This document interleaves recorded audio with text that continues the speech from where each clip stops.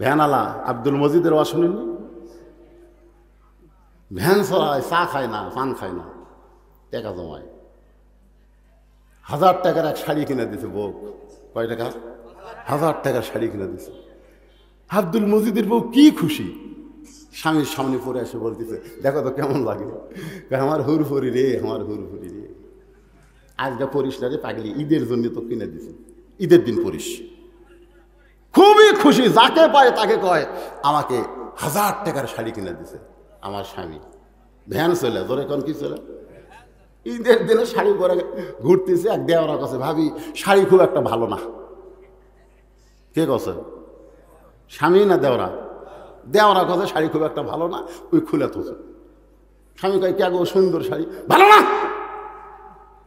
10 দোকান দেখে তোর জন্য শাড়ি কিনলো, কে ভালো কয়নি রে? তোমার ছোট ভাই। আগামী বছর আর তোমার কিনা লাগবে না, আমি কিনবো।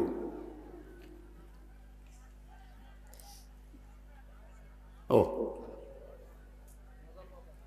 না না না, ভেজালকে বাদামি বলে।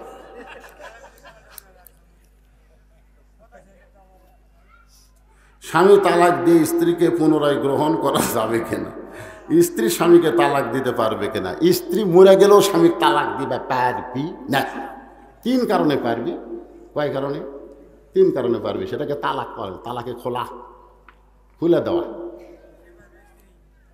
হ্যাঁ পারবে, সেটা 3 কারণে। কয় কারণে? স্বামী যদি হিজড়া হয়, বিয়ার আগে বোঝনি মরদ মরদ মনে হচ্ছে, কিন্তু বিয়ার পরে দেখতেছে কাম হয় না। 2 নম্বর, স্বামী যদি নাস্তিক হয়। জোরে গান কি হয়? নাস্তিক হয়। 3 নম্বর, স্বামী যদি অপারক, কামাই কাজ সব দিক দিয়ে অপারক, তখন বউ কোর্টের মাধ্যমে স্বামীকে তালাক দিতে পারবে। গাঁজাখোর, নিশাখোর, মদখোর, এরকম নিশাখোর যদি হয়। আমার কথা কেন ওটা লাইট কে মারতেছে রে?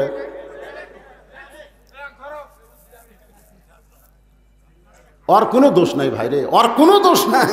ওই যখন মায়ের পেটত ছিল, মাও তখন পেটত থাকা অবস্থায় একজনের চোখ টিপে মারছে। কারণ মা যদি ভালো হয়, তার পেটের সন্তান বক্তা কোনোদিন টার্গেট লাইট মারবি না। ধরে কথা কন না কেন?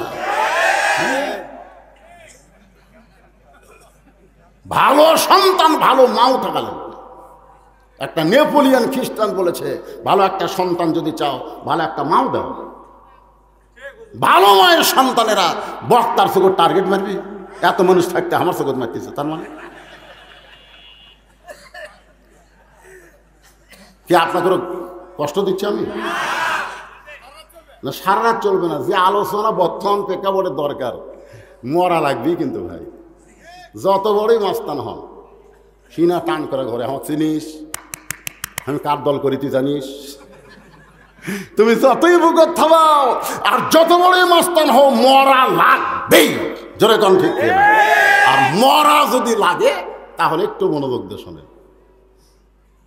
খাদিজা বলতেছে, রাসূলুল্লাহ, আমার 2 নম্বর চাওয়া হলো আপনার পবিত্র হাত দিয়ে আমার দেহখানা কবরের ঘরে নামায় দিবেন।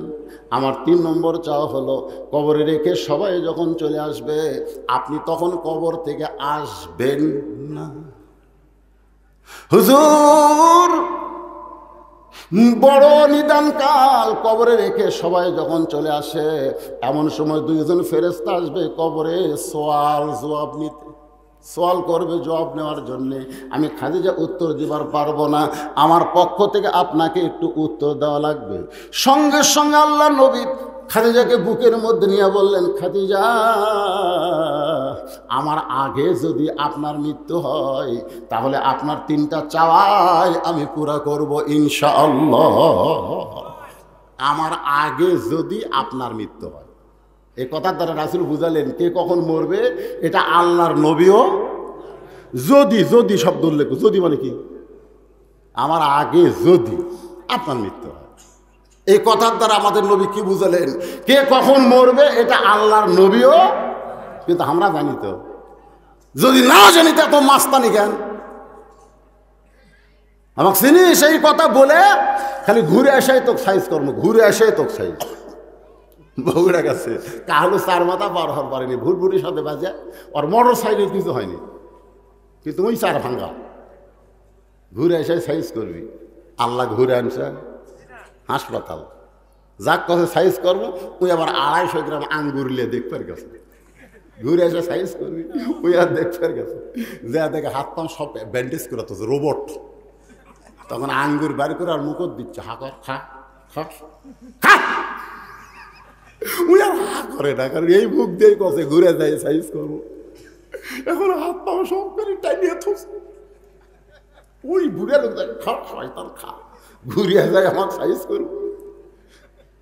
চোখের পানি বার করে বলতেছে, সাইজ করার মালিক মানুষ না, সাইজ করার মালিক হচ্ছে আমার আল্লাহ। ধরে কোন কথা ঠিক কিনা?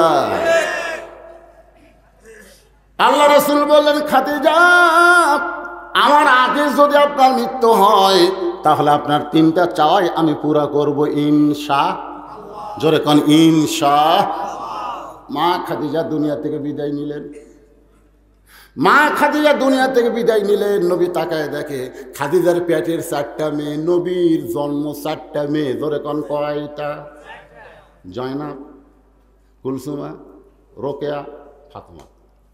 নবী তাকায় দেখেন 4টা মেয়ে কাঁদতেছে, 3টা মেয়ে বিনয় কি করতেছে, জবান খুলে কাঁদতেছে, আর 1টা মেয়ে কাঁদতেছে, চোখের পানি পড়ে কিন্তু জবানের উচ্চারণ নাই। আল্লাহ রাসূল তাকায় দেখে যে মেয়েটা কান্দে কোনো শব্দ হয় না, ওই মেয়েটার নাম হলো ফাতেমা। ধরে কার নাম কি? ইশারা করলে ফাতেমা। যে ঘরের ভিতরে আল্লাহ নবী বললেন, ফাতেমা, তোমার মা দুনিয়া থেকে বিদায় নেওয়ার সময় আমাকে ওসিয়ত করেছে। আপনারা কিছু মনে হয় বলা বলি করতেছেন, সেটা আমাকে বললে কি হয়?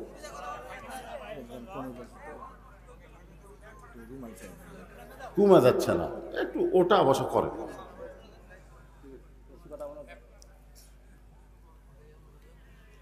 না। এই যে মসজিদের উন্নয়ন করবে মাহফিল, তো শোনেন, এদের ভিতরে যে ফিসফিসানি, এটা বন্ধ হবে। বন্ধ হবে না, খালি 5টা মিনিট। এই ব্যাগ রুমাল আল্লাহ কোথায় রে? দাও যাও, এই ফিসফিস আর হবে না। কোন কাল থেকে শুরু করছে দেখছেন? 2-1টা লোক উঠতেছে পেশাব করার জন্য, আমি তো আমার চোখ কানা বক্তা, ওরা আবার সাইডে এসে বসতেছে।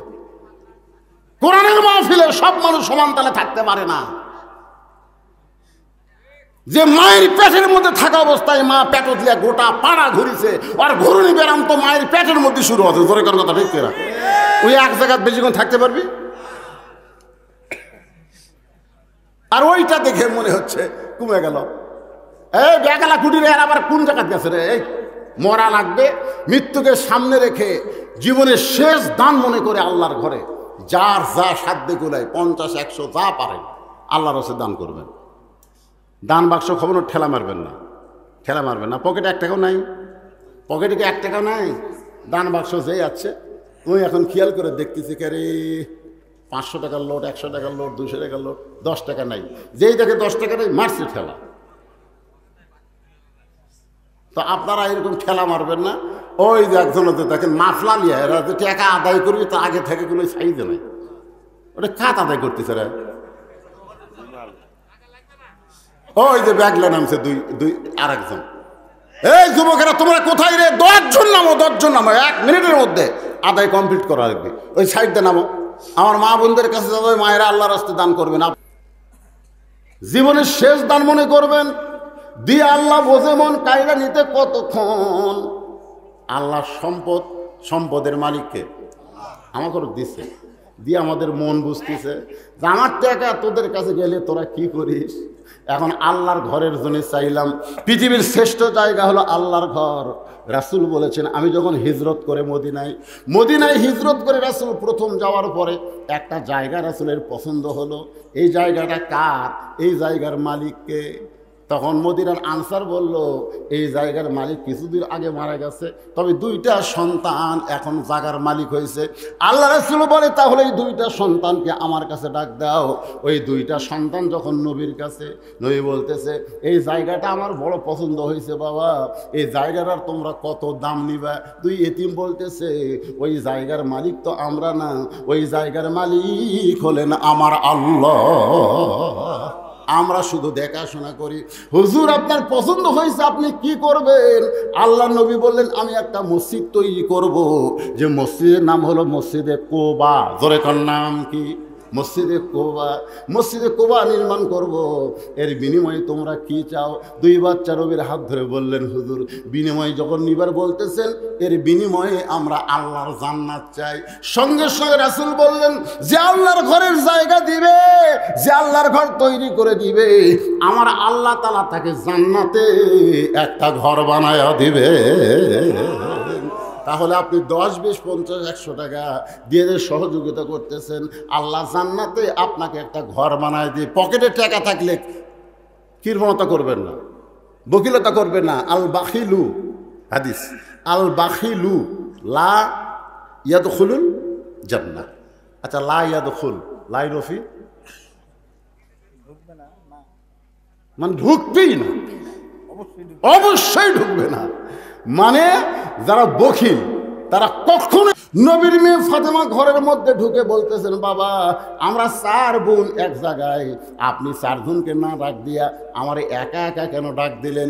আপনারা বলেন তো 4 জনের মধ্যে যখন একজনকে ডাক দেওয়া হয় তাহলে কোনো গুরুত্ব আছে না নাই? 4 জনের মধ্যে কয়জন? তাও ইশারা করে।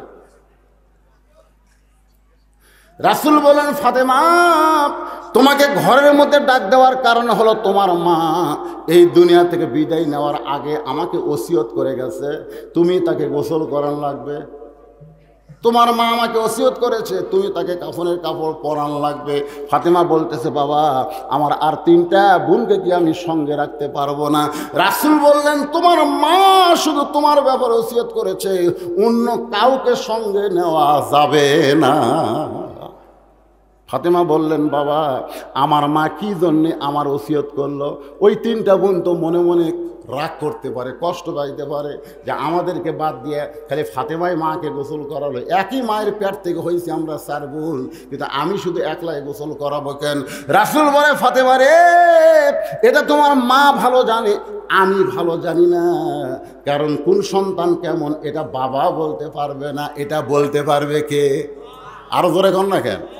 কোন সন্তান কেমন এটা কেউ বলতে পারবে, খালি মা জানে। তো এখন তোমার মা ওসিয়ত করেছে তোমার মারে তোমাকে একাই গোসল করা লাগবে। মা ফাতেমা তার মা খাদিজাতুল কুবরাকে গোসল করায় দিলেন। গোসল করানোর পরে ঘরের মধ্যে সে বলে বাবা এখন কাফনের কাপড় দেন, আমার মাকে কাফনের কাপড় পরাবার চাই। সঙ্গে সঙ্গে নবী আমার জুব্বাখানা বের করে ফাতেমার হাতে তুলে দেয়। ফাতেমা চোখের পানি কান্দে আর বলে বাবা আমি মায়ের কাছে শুনেছি, আমি আমার মায়ের কাছে শুনেছি আপনি যখন রাখাল ছিলেন আমার মায়ের বাড়িতে, আমার মা তখন মক্কার সবচাইতে ধনবতী রমণী ছিল, পৃথিবীর সবচাইতে ধনবতী রমণী আপনি রাখালকে বিয়ে করলো।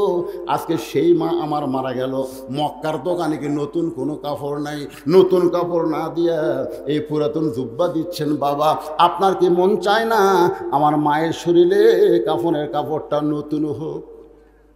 কারণ আমি মায়ের কাছে শুনেছি। কার কাছে শুনছে? মা গল্প করে না মেয়ের সাথে, ফাতেমা তুই জানিস আমার বিয়ের খবর? এই ফাতেমা আমার বিয়ের খবর জানিস? ফাতেমা চমকে বলে মা তোমার যখন বিয়ে হচ্ছিল তখন আমি কোথায় ছিলাম? খাদিজা বলতেছে রে তোর জন্মই হয়নি, তো জন্ম হয়নি জানবো কেমনে? আল্লাহ যেমন বলেছে আলাম তারা কাইফা ফাআলা রাব্বুকা বিআসহাবিল ফিল। হে রাসূল আপনি কি হস্তি বাহিনীকে দেখেননি? রাসূল বলে আল্লাহ হস্তি বাহিনী, আবরার হস্তি বাহিনী যখন হয়েছে তখন আমি কোথায়? আপনি জন্মের 5 বছর আগে। তো জন্মের 5 বছর আগে যদি হয় তা আমি দেখবো কেমনে? আপনি বলেন তো এই কথার মধ্যে গুরুত্ব আছে না নাই? আলাম তারা কাইফা ফাআলা রাব্বুকা বিআসহাবিল ফিল। সঙ্গে সঙ্গে ফাতেমার আগ্রহ জন্মে গেল মা আমার বাবার সঙ্গে আপনার বিবাহের ঘটনা একটু বলেন। খাদিজা বলতে যে কি বলবো মা, আমি দুপুরবেলায় দেখি রাখালগুলা ঘরের মধ্যে আরাম করতেছে, আমার হাজার হাজার উদ্দম্বা মাঠে ময়দানে আর রাখালগুলা ঘরের মধ্যে আরাম করা দেখে আমার রাগ হয়ে গেল। রাখালের সর্দারকে ডাক দিয়ে বললাম ও রাখালের সর্দার আমার হাজার হাজার উর্দুম্বা মাঠে ময়দানে, আর তোমরা দুপুরবেলা ঘরে আরাম করো, তোমাদের কি ভয় নাই? রাখালের সর্দার বলে, মালকিন, ভাগ্য করে এমন একটা রাখাল আমরা পাইছি, যেই রাখাল চাকরিতে জয়েন করার পরে আপনার উর্দুম্বাগুলো সব ভদ্র হয়ে গেছে। যদি বলে খাও, লোকের ইশারায় খায়। যদি বলে খাও না, আর খায় না। যদি বলো চলো যাই, খালি এইরকম উটের লাইনে উঠ, দুম্বা লাইনে দুম্বা, রাস্তা নেই। খাদিজা বলে, গাঁজা খড়ি গল্প শুনেছ? একটা মানুষ রাখালের বাধ্য কোনোদিন জন্তু জানোয়ার হবার পারে? মানুষ রাখালের বাধ্য কোনোদিন জন্তু জানোয়ার হতে পারে না। রাখালের সর্দার বলে, মালকিন, আমার মুখের কথা যদি আপনার বিশ্বাস না হয়, তাহলে আপনি তদন্ত করে দেখতে পারেন। জোরে কোন সুবহানাল্লাহ। খাদিজা বলে, ফাতেমা, ওই রাখালের সর্দারের কথা মতো আমি তদন্ত করতে গেলাম তোমার বাবাকে, তখন তোমার বাবার বয়স হলো মাত্র 25 বছর। জোরে কোন কয় বছর? আর আমার বয়স তখন ছিল 40 বছর। 40 বছর একজন বিধবা নারী 25 বছর রাখালকে দেখার জন্য ময়দানে সূর্যের তাপে পাথর পোড়া গন্ধ, বালু পোড়া গন্ধ আসতেছে, কিন্তু তোমার বাবার দিকে তাকায় দেখি কে যেন একটা ছাতা ধরে আছে। তোমার বাবার শরীরে সূর্যের কোনো তাপ নাই। আমি একটু কাছে গিয়ে দেখি একখণ্ড মেঘ মাথার ওপর ছাতা হয়ে আছে। তোমার বাবা যেই দিকে যায় মেঘটাও সেই দিকে যায়। আমি আশ্চর্য হয়ে গেলাম। তোমার বাবা যখন বসে মেঘটা তখন নিচের দিকে চলে আসে।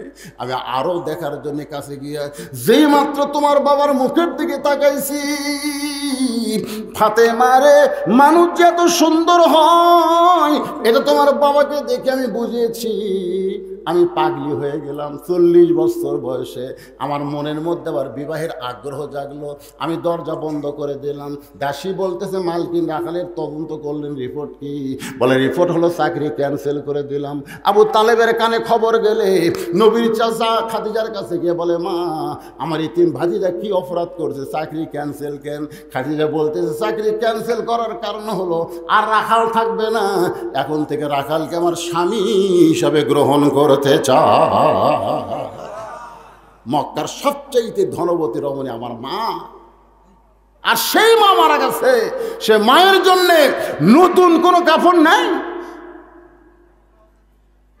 সঙ্গে সঙ্গে আল্লাহ নয় বলে, ফাতেমা রে, এই জুব্বা আমি তোমার মাকে দিচ্ছি না মা, এই জুব্বা তোমার মা আমার কাছে চেয়েছে, কারণ এই জুব্বার সাথে আল্লাহর কোরআনের সম্পর্ক রয়েছে।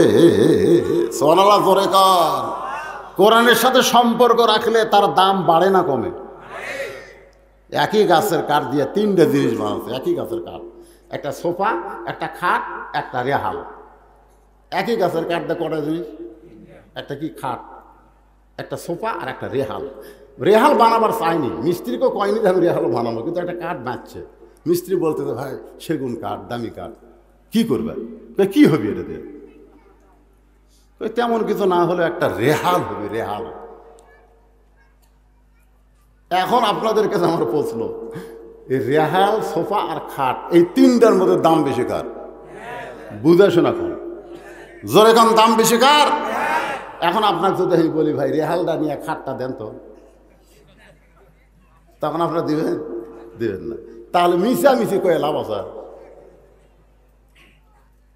অন্তর থেকে বলেন, খাটের দাম বেশি, সোফার দাম বেশি, আর রেহালের সম্মান বেশি। জোরে কোন কথা ঠিক কিনা? কোরআনের সঙ্গে যারা সম্পর্ক রাখছে, কোনো জায়গার তাদের দাম না থাকলেও মসজিদের মধ্যে ঢুকে দেখেন, ঢুকে দেখেন। একই ইমাম সাহেব আমারে কইতে, হুজুর আজকে এমপি আমার পিছনে নামাজ পড়লো, এমপি আমার পিছনে নামাজ পড়লো। আপনারা বলেন তো, মসজিদের মধ্যে গরিবের বেটার দাম বেশি না ধনী নেতার দাম বেশি? কথা কয় না কেন? জুমার দিনে এমপি সাহেব বসে আছে, ডিসি সাহেব, এসি সাহেব সব বসে আছে, আর গরিবের বেটা মেম্বরত বসে ওয়াজ করতেছে। মানে আর মুয়াজ্জিনের দাম কখন হয় জানেন?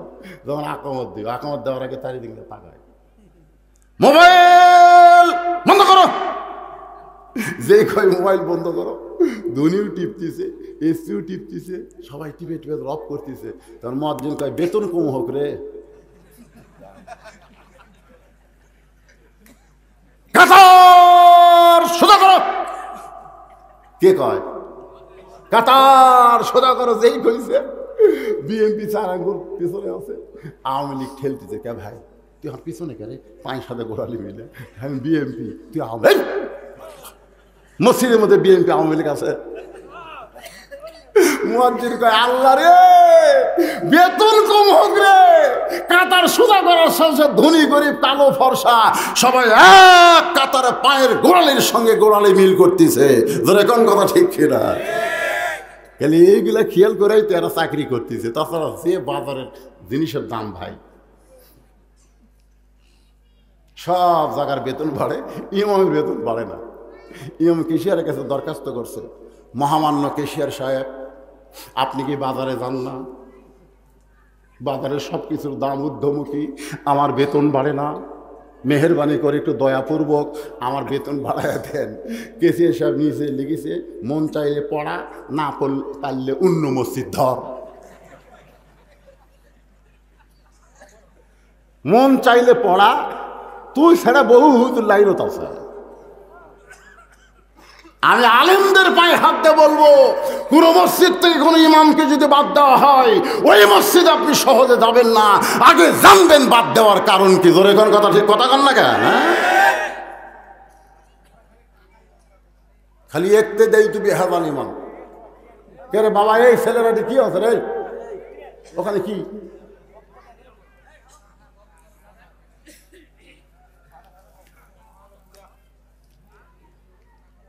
আপনারা বলেন তো, ইমামের সম্মান আছে না নাই? রেহালের কি বেশি? হ্যাঁ, আর দাম বেশি দান কর না, খাটের দাম বেশি। ধরে কেন কার দাম বেশি? খাটের কি বেশি? সোফার। আর রেহালের সম্মান, দাম নেই, সম্মান বেশি। এখন আপনাদের কাছে কোনটা গুরুত্ব, দাম গুরুত্ব না সম্মান গুরুত্ব? ইন্না আকরামাকুম ইনদাল্লাহি আতকাকুম। আমি যুবকদেরকে বলতেছি, দয়া করে বাজান তোমরা কথা বন্ধ করো তো, বন্ধ করে কোরআনের মাহফিলে এসে বসো। বাবা বসো, আজকে তোমরা যুবক আছো, আমিও তোমাদের মতো একদিন যুবক ছিলাম। তোর এখন ঠিক কিনা? আমি একদিন না গভীর রাত্রে আল্লাহকে বললাম, আল্লাহ আমাকে যা দিছো, বাড়ি গাড়ি সয় সম্পত্তি সব লেও, খালি আমার যৌবন কাল্লা ফিরে দাও, দেও আল্লাহ। আল্লাহ কয় ঘুষ দিচ্ছে আমার। আজকে বুঝার পারতেছে না বাজান, যেদিন বয়স হবে সেই দিন বুঝবে যৌবনকে তোমরা অনর্থক নষ্ট করলে। জোরে কোন কথা ঠিক কিনা? আল্লাহর সামনে যখন বান্দা বান্দি দাঁড়াবে, আল্লাহ বলবে তোমার শৈশবকাল বুড়াকালের কোনো হিসাব দেওয়া লাগবে না, তাহলে যৌবনকালের হিসাব দাও, জান্নাতে চলে যাও। সেই যৌবনকাল কি করতেছো? গল্প করা শেষ করতেছো? আসো বসো, সামনে বসো।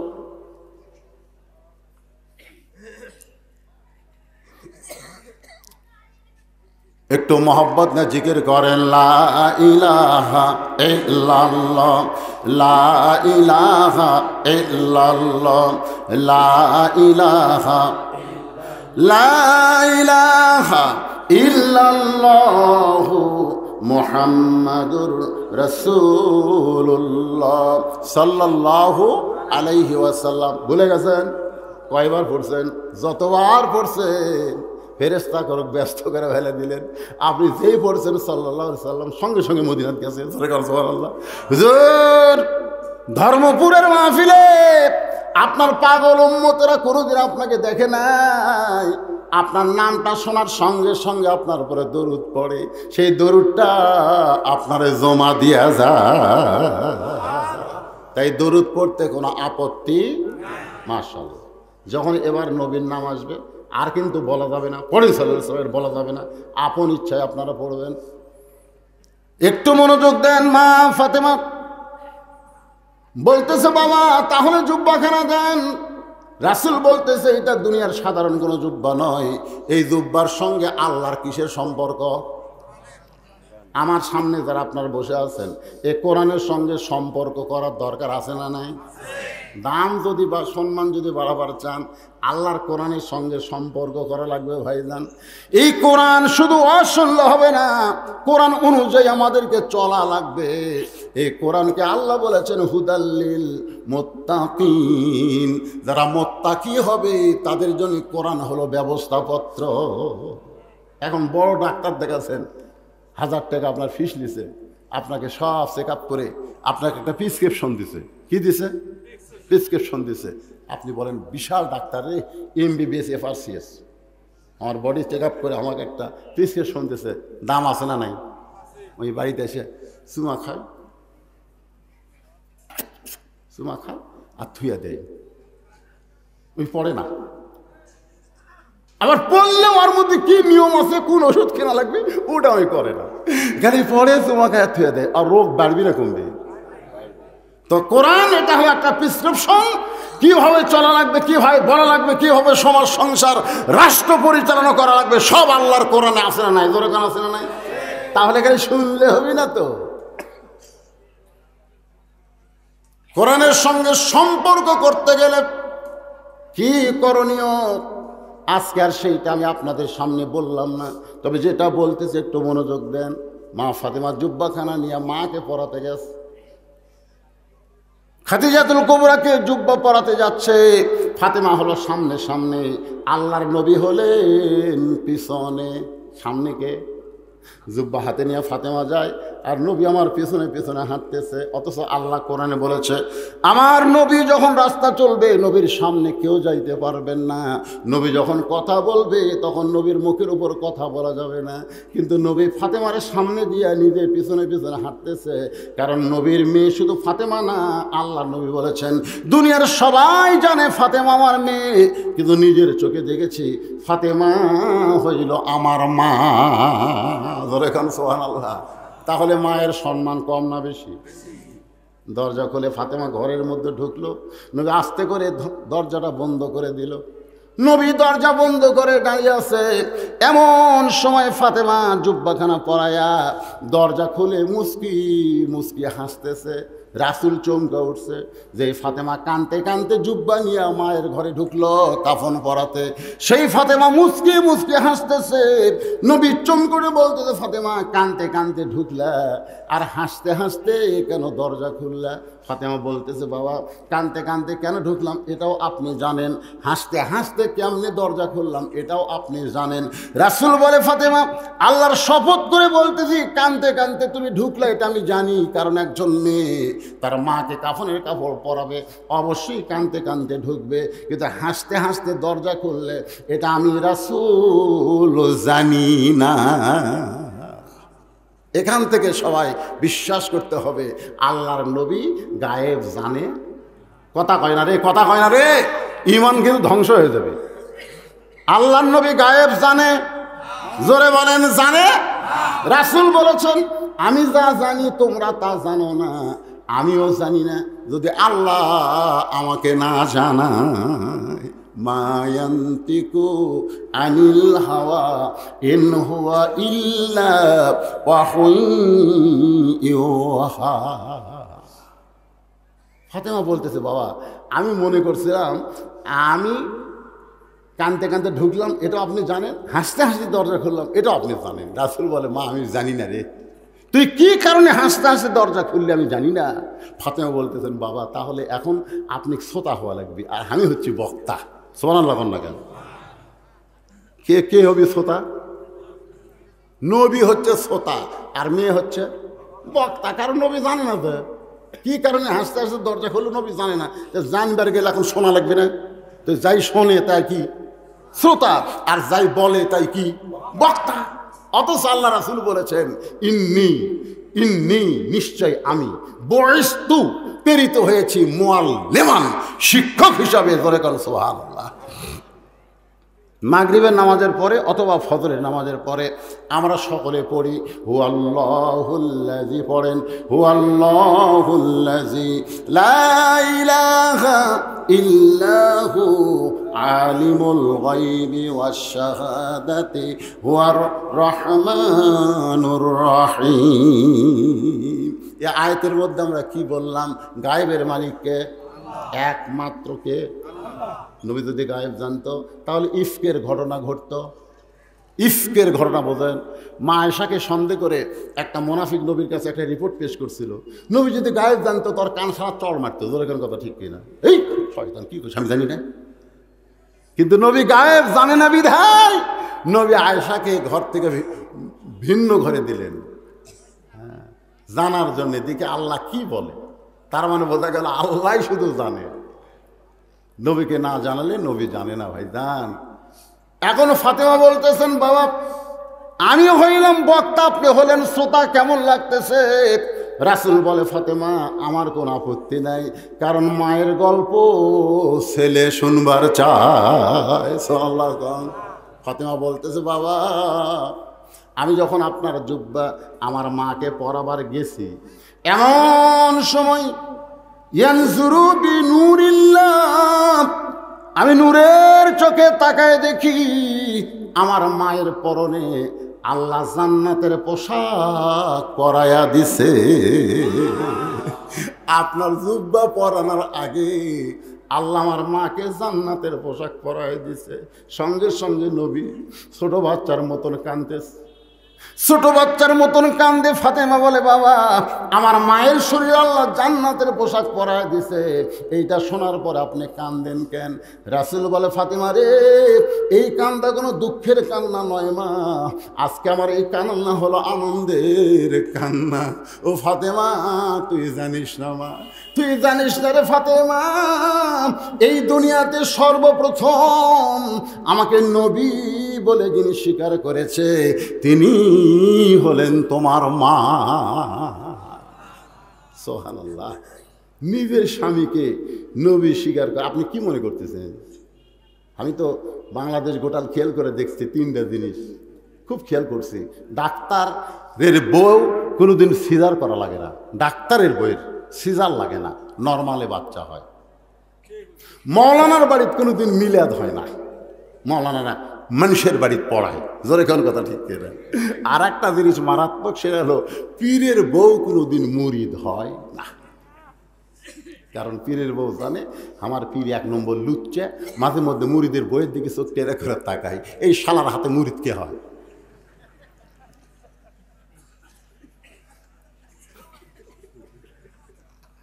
হাসতেছেন? তিনটা জিনিস আপনারা দেখবেন, আপনার এলাকার যত বড় ডাক্তার আছে তারকে বইয়ের কিন্তু সিজার লাগেনি, কারণ তারা জানে সিজার করলে মায়ের ক্ষতি, সন্তানের ক্ষতি। আজকে সিজার করার কারণে সন্তানেরা মোবাইল ছাড়া কান্না থামতেছে না, মোবাইল ছাড়া ভাত খায় না। জোরে কোন কথা ঠিক কিনা? কারণ কি জানেন? উনি যখন পেট কাটছে, ভাত কাটার পরে দেখি ডাক্তার আর ঘুমই ভাঙেনি, মানে আরও 2 দিন পরে উনি আসবে। 2 দিন আগেই যে পেট কাটছে, পেট কাটা দেখে ঘুম ভাঙেনি, তখন পেটের থেকে বার করলেন এইরকম করে পাকায়, পাকাতে মাথার ঝাঁকি করে কানতে হবে, ওই যে ঝাঁকি কাছে, ওই ঝাঁকিতে ওই মোবাইল ছাড়া ভাত খায় না, আর কান্না দোয়া দরুদ দিয়ে আর থামে না। আমার কথা কি ভুল করে ফেললেন? আর একটা হলো পীরের বউ কি হয় না, আর সর্বপ্রথম নবীর হাতে কলমা পড়ছে কে? দুনিয়ার মানুষ না বউ? কথা কয় না। আল্লাহ রাসূল বলতেছেন সর্বপ্রথম আমার হাতে আমাকে নবী বলে যিনি স্বীকার করেছে তিনি হলেন তোমার মা। সেই দিনে আমার বিশ্বাস আল্লাহ তোমার মায়ের সঙ্গে ভালো ব্যবহার করবেন। ধরে কোন সুবহানাল্লাহ। আজকে তোমার কথাতে আমার অন্তর খুলে গেল, আমার চোখ দিয়ে পানি আসলো। এইটা দুঃখের কান্না নয় মা, এইটা হলো আমার আনন্দের কান্না। নবী নিজের হাতে খাদিজাকে কবরের মধ্যে নামায় দিচ্ছেন, 2 চোখ দিয়ে দর দর করে পানি দাড়ি পর্যন্ত ভিজে টপ টপ করে পড়তেছে। আবু বকর বলে রাসূলুল্লাহ আপনি যদি এমন করে কাঁদেন তাহলে আমরা কেমনি সহ্য করব? রাসূল বলে আবু বকর যখন খাদিজাকে হাতের উপরে নিয়ে কবরে নামাইতেছি আমি তখন নবী নই রে, আমি একজন স্বামী, আমি একজন স্বামী। এই খাদিজা যতদিন আমার ঘরে ছিল আমি রাসূল ততদিন দ্বিতীয় কোনো বিয়ে করি নাই। খাদিজা মাঝে মধ্যে বলতেন ইয়া রাসূলুল্লাহ আমি বুড়ি হয়ে গেছি, আমার সঙ্গে আপনার যৌবন নষ্ট করবেন না, হুজুর আপনি একটা বিয়ে করেন, আপনি একটা বিয়ে করেন। রাসূল খাদিজার চুমু দিয়ে বলে খাদিজা আপনি শুধু আমার বিবি না, আপনি হলেন আমার দরদ। কোনোদিন রাত 2টার সময়, কোনোদিন রাত 3টার সময়। কখন আমি এসেছি দরজায়, আপনাকে খাদিজা বলে ডাক দেওয়া লাগে নাই। আমি আসা মাত্রই আপনি গভীর রাত্রে দরজা খুলে দেন। আমি জিজ্ঞাসা করলাম, খাদিজা আপনি কি ঘুমান না? আপনি তখন বললেন, আপনি না ঘুমাইলে আমি কোনোদিন ঘুমাই না। ওগো নবী, আপনি হলেন মেশকাম্বর। আপনি যখন চলে যান আমি দরজার পাশে দাঁড়িয়ে থাকি। আপনি যখন আসেন আপনার দেহের সুগন্ধ আমার নাকে, আমি দরজা খুলে দেই। ও আকার, আর কে দাঁড়িয়ে থাকবে আমার জন্য? কে দরজা খুলবে? এই কথা মনে করে চোখ দিয়ে দর দর করে পানি পড়তেছে। নবী খাদিজাকে কবরের মধ্যে নামায় দিয়া কবরে মাটি দেওয়া যখন হয়ে গেল, এমন সময় সবাই কবর ছেড়ে চলে যায়, কিন্তু আল্লাহর নবী কবর ছাড়েন না। ঘন্টার পর ঘন্টা চলে যায়, নবী খাদিজার কবর ছাড়েন না। এক সময় নবী বললেন, আল্লাহ আমার খাদিজার খবরে কি আপনি মুনকির নাকির পাঠাবেন না? কবরে 3টা প্রশ্ন করবে, আমার খাদিজা উত্তর দিবার পারবে না। আমি একটু খাদিজার পক্ষে মুনকির নাকির উত্তর দিবার চাই। আল্লাহ বলে, হাবিব শুধু আপনার খাদিজা নয়, আমার প্রত্যেকটা মুমিন মুত্তাকি বান্দা যখন কবরের মধ্যে আসবে তাকে মুনকির নাকির প্রশ্ন করবে, কিন্তু আমি আল্লাহ তার ঘুম ভাঙতে দিব না। ধরে কান সুবহানাল্লাহ। যখন প্রশ্ন করবে মান রব্বুকা, তোমার রবকে, তখন নামাজ খাড়া হবে। নামাজ খাড়া হয়ে বলবে, এই মুনকির নাকির, এই কাকে রব সম্পর্কে প্রশ্ন করতেছিস? এই 10 বছর থেকে নামাজ ধরছেন, নামাজত খাড়া হয়ে নিয়ত বান্দা কয় আলহামদুলিল্লাহ রব্বিল আলামিন। রুকুর জায়গায় সোমান রব্বিয়াল আলা আজিম, শেষের জায়গায় সোমান রব্বিয়াল আলা। কিন্তু তোমার রব রব কয়ে কবর তাচ্ছে, ঘুম পাড়তিছে, আবার প্রশ্ন করিস কেন? সারা জীবন কয় ওয়াক্ত নামাজ পড়ছে? কয় রাকাত নামাজ পড়ছে? কতবার সোমান রব্বিয়াল আজিম করছে? কতবার সোমান রব্বিয়াল আলা করছে? মুনকির নাকির কয়, আল্লাহ তোমার বান্দাকে মান রব্বুকে প্রশ্ন করার সাথে সাথে নামাজ যে খেপা খেপছে, আমরা কি করব? আল্লাহ কয় যে নামাজ নিয়ে কবরে আইছে, তাকে রব সম্পর্কে প্রশ্ন করা লাগবে না, রবের উত্তর তার হয়ে গেছে। ধরে কোন সুবহানাল্লাহ। নামাজ পড়িস না, কবর যা। যদি ফুলগুলো হয় অভিমানে ঝরে যায়, আমি মালা গেথে বলো কারে পরাবো, সে যে কেন এলো না, কিছু ভালো লাগে না, কবরে আসুক।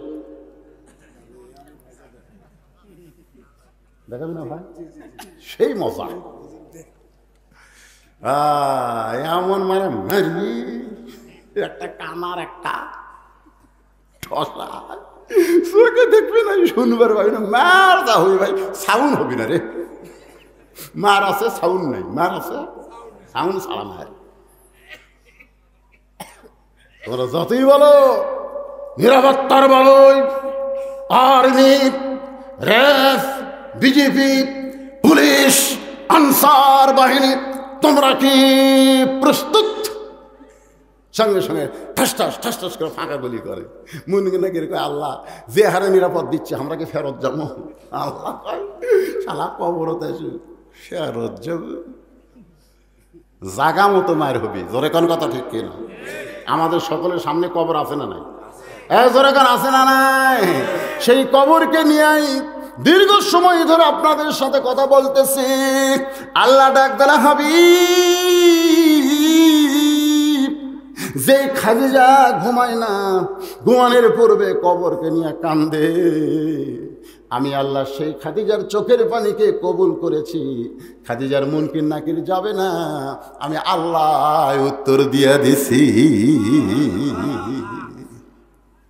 যখন প্রশ্ন করবে আমার দিন উকা, তোমার দিন কি, প্রশ্ন করবে না, তখন আপনি কি করবেন? মুখটা আসবি তো, এই মুখটা বাড়াবি তো।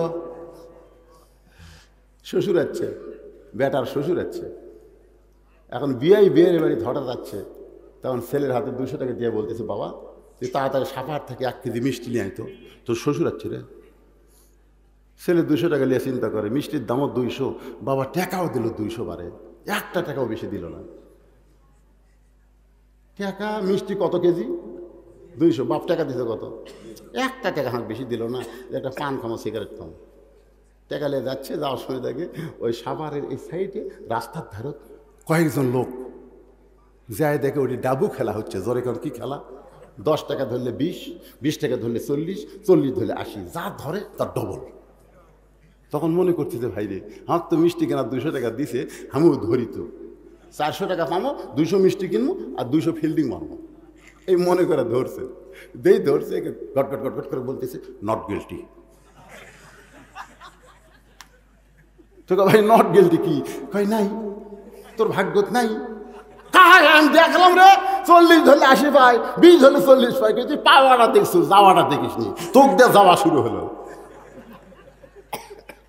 ওই এখন চিন্তা করে 200 টাকাও নাই, কি করি? বাড়িতে গেলে তো আব্বা কই মিষ্টি কোথায়? বাজার যা ঘুরতেছি এটিমের মতন। মিষ্টির দোকানদারকে বলতে তো ভাই 1 কেজি মিষ্টি দেওয়া যাবে? বাকি বাকি কেন? জুয়া খেলা টাকা হেরছি ভাই। আর টাকা যাই জুয়া খেলা হেরে, বাপের টাকা, তা কোনোদিন বাকি দিবে? এখন বাপ চিন্তা করে কেটে সাপার যাওয়া আসা করতে 8 ঘন্টা লাগবে, কিন্তু এই 2 ঘন্টা হয়ে গেল, এখনো বেটা আসে না কেন?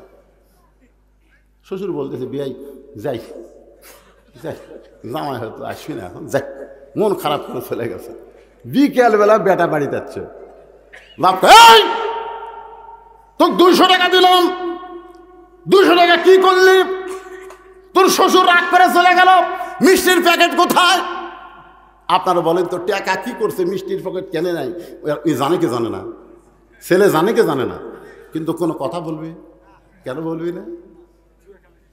না, জুয়া খেলা না, বাপের কথা অনুযায়ী আমল করেনি, এই জন্য কথার বাড়াবি না। যদি আব্বা আমি জুয়া খেলেছি, আব্বা তোর চাপা তারও 2টা বেশি মারবি, তোর এখন বরং না বলে চুপ থাকাই ভালো। যখন প্রশ্ন করবো আমার দিন ওকা, তোমার দিন কি? তুমি দিনের পক্ষে কোনো আন্দোলন করনি, দিনের পক্ষে কোনো মিটিং মিছিল করনি, বাংলাদেশে দিন গালে হোক, দিন প্রচার হোক, এ ব্যাপারে তোমার কোনো ভূমিকা নাই। তুমি উত্তর দিবার পারবা তোমার মামা বাড়ির মাওয়া না, জোরে কোন কথা ঠিক কিনা?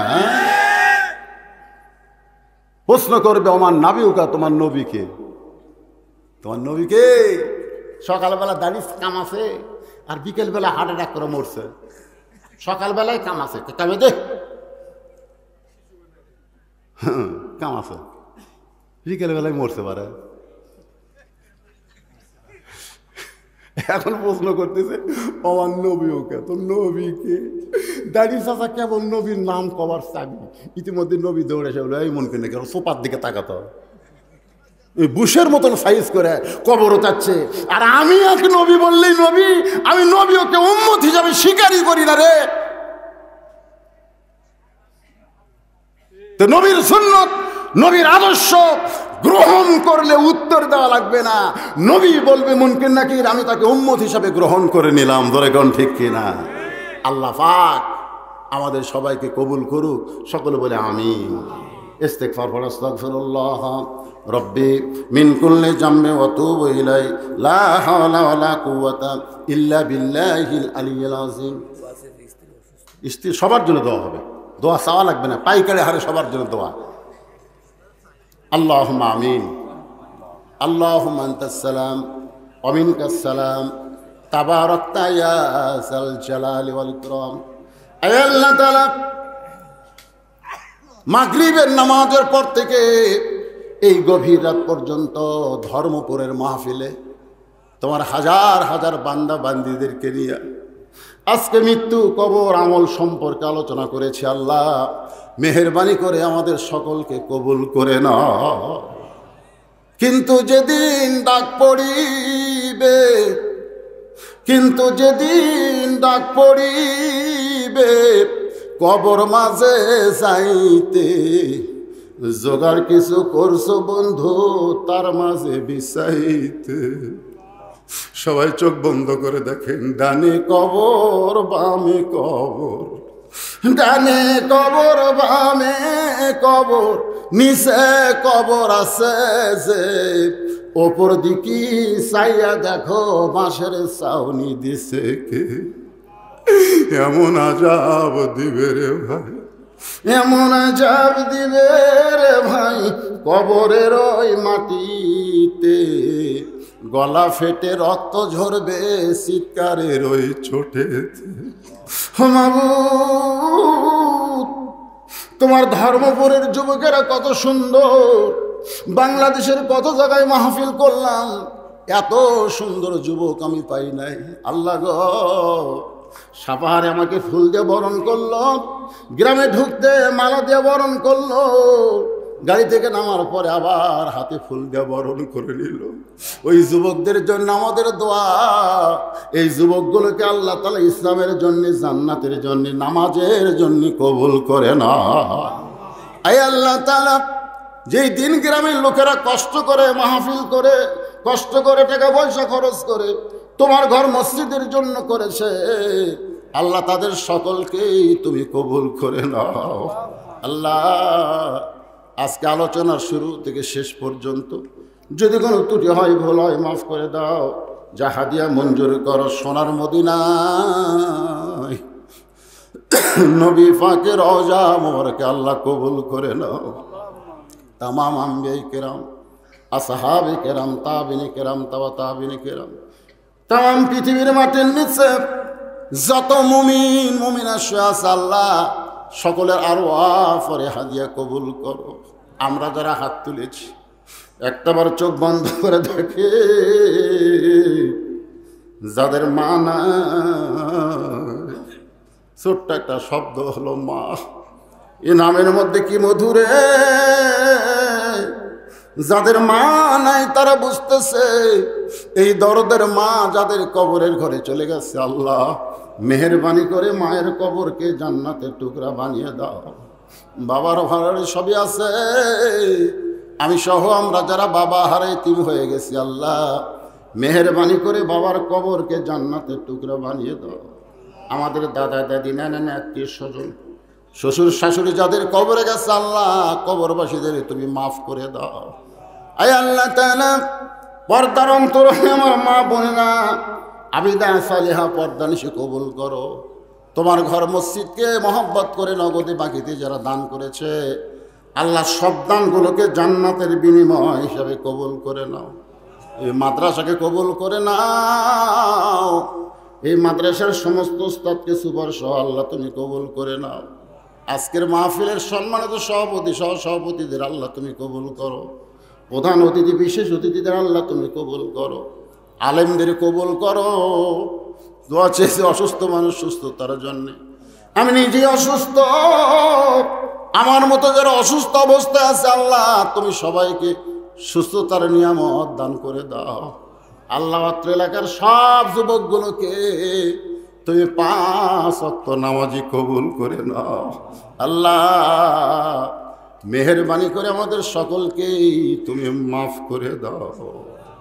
কত মানুষের, একটু 1 মিনিট চোখ বন্ধ করে দেখেন, কত মানুষের জানাজার নামাজ আমরা পড়েছি। এই 2 হাতে কত কবরে আমরা মাটি দিয়েছি। এই 2 হাত আমি কত লাশ অন্ধকার কবরে নামাজ। মরে যাব একদিন, আমরা সবাই মরে যাব। যেদিন আমাদের মৃত্যু হবে দিনটা যেন জুমার দিন হয়, মাসটা যেন রমজান মাস হয়। ইমানের সাথে ইজ্জতের সাথে এই দুনিয়া থেকে বিদায় নেওয়ার কালে আমাদের জবানে জারি করে দিবেন লা ইলাহা ইল্লাল্লাহু মুহাম্মাদুর রাসূলুল্লাহ।